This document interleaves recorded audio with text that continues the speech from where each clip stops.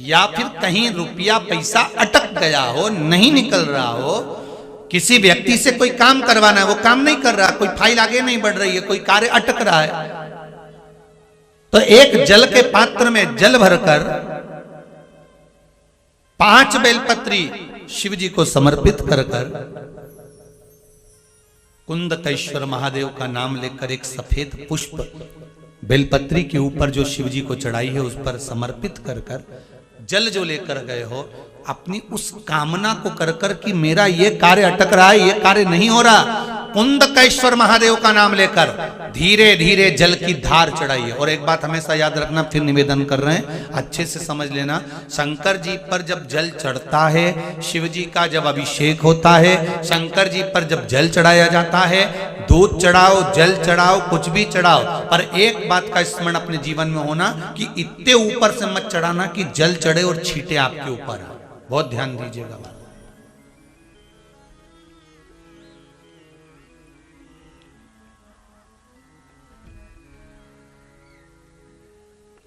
यहां तक वर्णन करा गया है कि शंकर जी का जल चढ़ा हुआ जहां से बहकर जाता है ना, उसको लांगा तक नहीं जाता।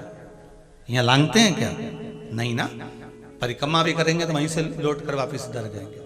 शिव जी का जहां से जल बहकर जा रहा हो, चढ़ा हुआ जल जहां से बहकर जा रहा हो, उसको लांगा तक नहीं जाता।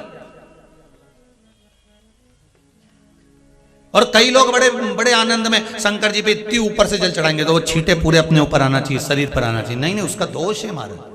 उसका दोष है।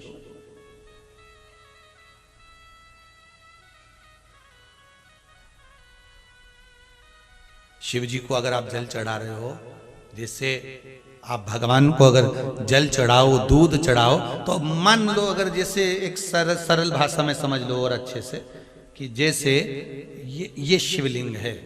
शंकर जी का, ये शिवलिंग है, और आप जल चढ़ा रहे हो तो इतनी ऊपर से छोड़ोगे तो पानी का छींटा तो अपने ऊपर आएगा, पर वही जल, वही दूध, वही सामग्री आप शिवलिंग से थोड़ी सी दूरी बनाकर अगर आप समर्पित करेंगे तो बाबा उसको स्वीकार भी करता है और आनंद की अनुभूति भी होती है, कार्य में सिद्धता भी आती है, कार्य में उसकी सिद्धता भी होती है। अब तुम तो ऊपर से छोड़ रहे हो जिससे वो पानी तुम्हारे ऊपर ही आए, तो वो एक अलग प्रसंग है, बोलिए एक अलग विषय।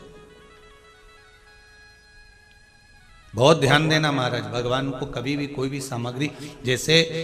भगवान के मंदिर में अगर फूल चढ़ाने जा रहे हो, भगवान के मंदिर में अगर पुष्प समर्पित करने जा रहे हो, तो फूल का मुख अपनी ओर नहीं होना चाहिए। फूल का मुख कहां पर होना